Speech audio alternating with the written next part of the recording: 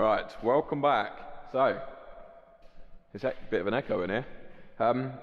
What we're going to do is have a go at fitting this FJ Dynamics auto steer kit on the Bateman sprayer. The sprayer's never had auto steer, it's not auto steer ready, so hence we're going to fit this kit on. This is the steering wheel, that goes in the middle. Steering wheel bolts onto that, that goes onto the shaft. And then this is the screen for our auto steer display and guidance. That's the ram mount for mounting it. So the first thing I'm going to do is fit the steering wheel. So we've got to take the old one off and then bolt the new one on. Hopefully just as simple as that.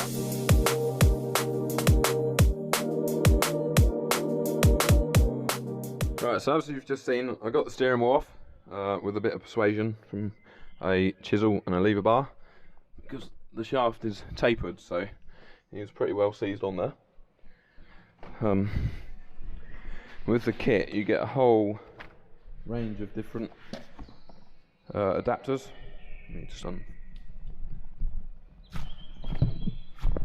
You get loads of different adapters with different splines and different size hoses, different size holes. But the one that we're going to use to fit it on the sprayer is the one with the tapered hole in it. So we shall slot that on there like that. Put the washer and the nut in there and put that bit back together again, I guess. Hopefully the steering wheel won't be too high.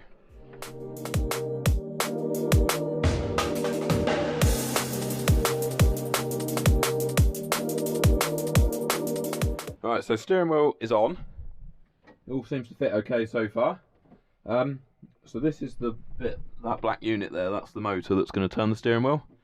Now that needs to be fixed rigid so it can't twist, and then when the motor's working it will turn the steering wheel and not this.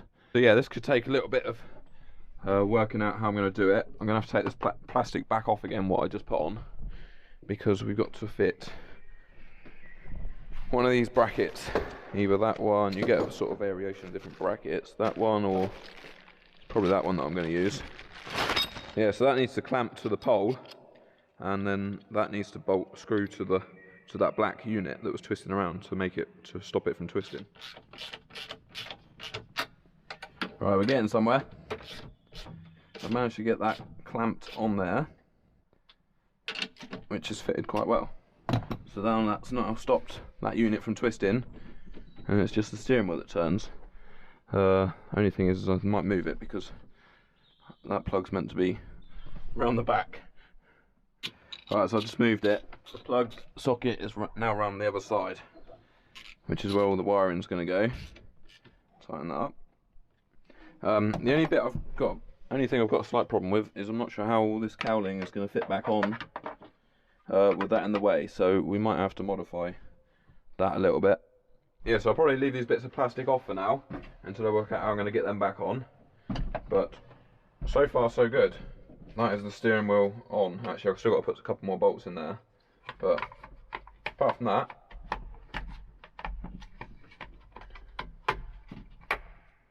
it's looking good.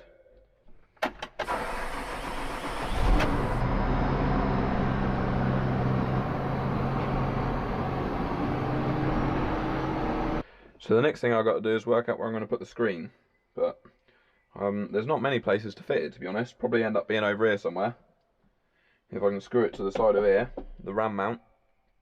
But yeah, so that's the next thing to do, but I'll do that tomorrow night. It's Monday evening, Monday the 16th of May, and I'll just do a bit every evening kind of thing.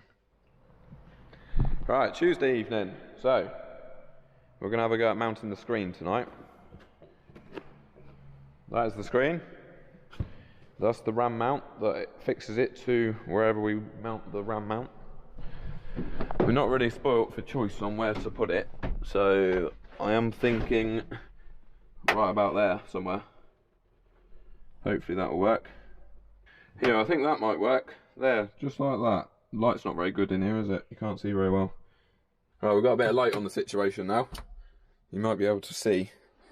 So I'm going to drill a couple of holes, or 4 holes. Right about, the first one is going to go right there.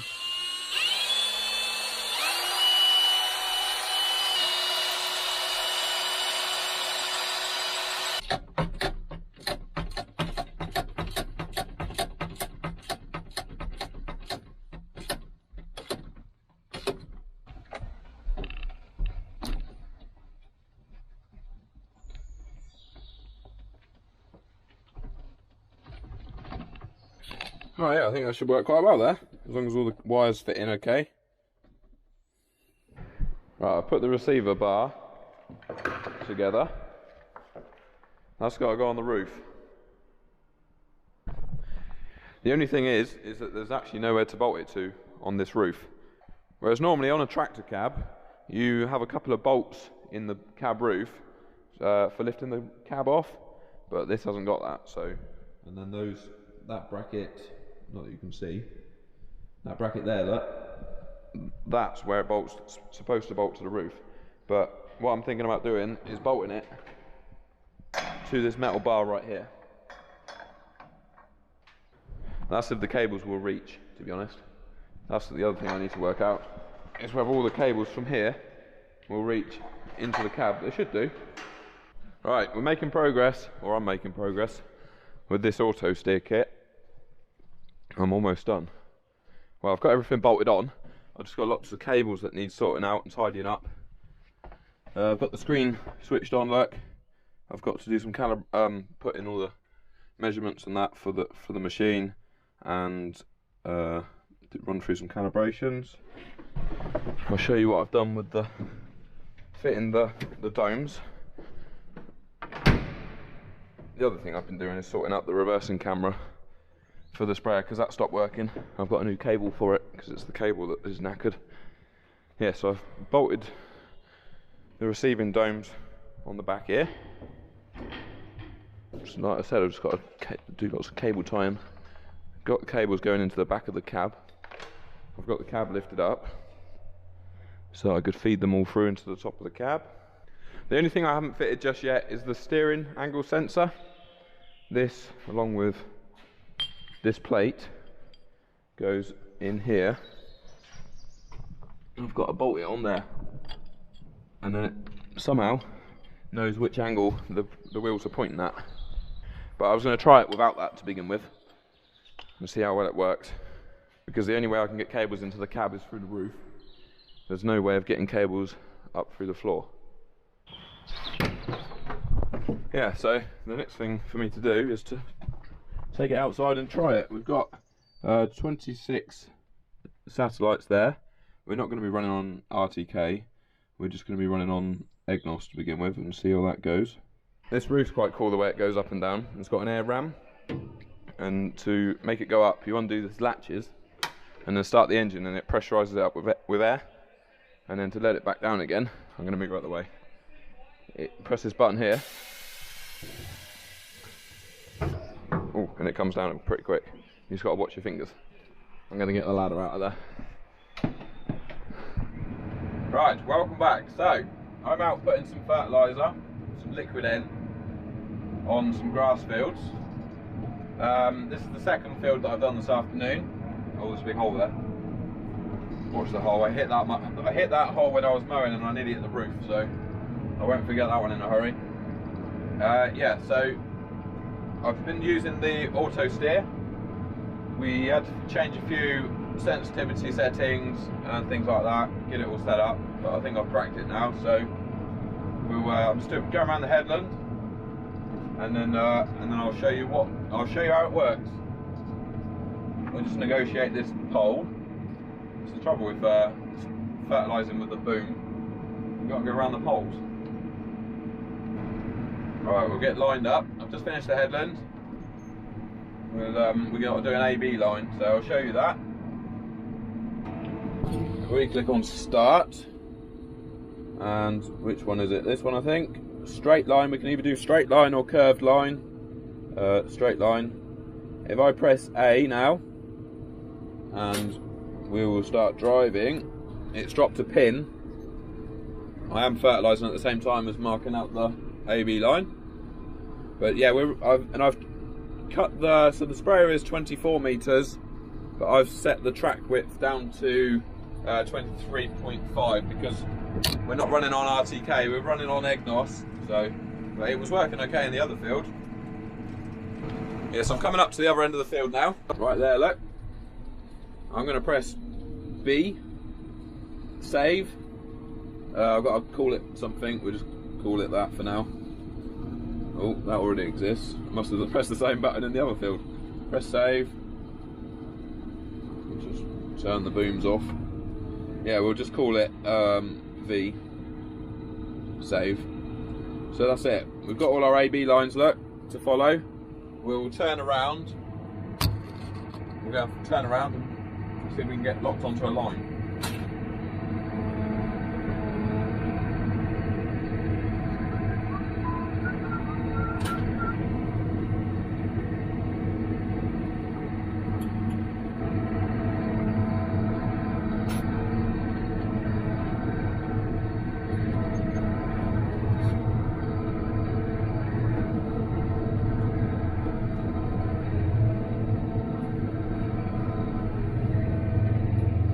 I'll miss that one, there's a pole in the way.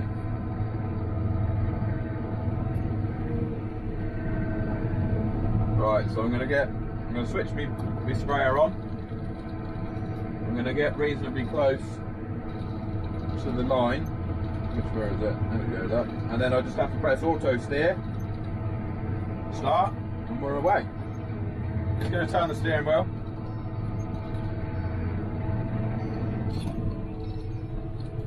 We're away, look.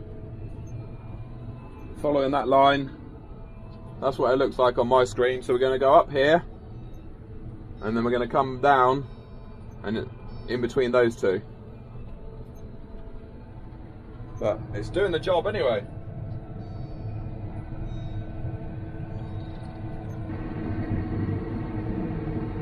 Right, so I've just turned around at the end of the field now.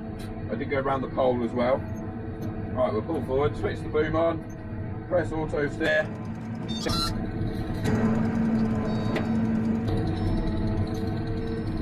There we go, look.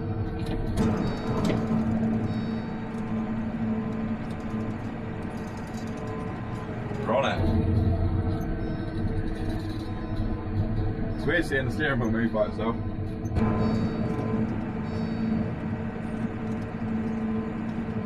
See, look, we're going up between those other two lines quite nicely. We're not missing any bits. It's working out just right.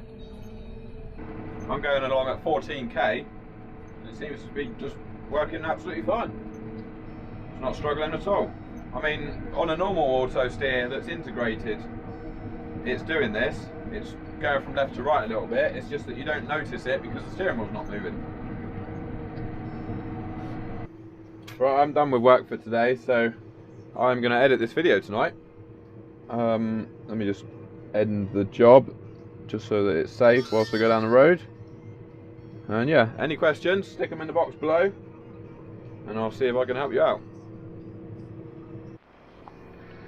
And that's almost perfect timing with the rain as well. It's now started raining to wash the fertiliser in.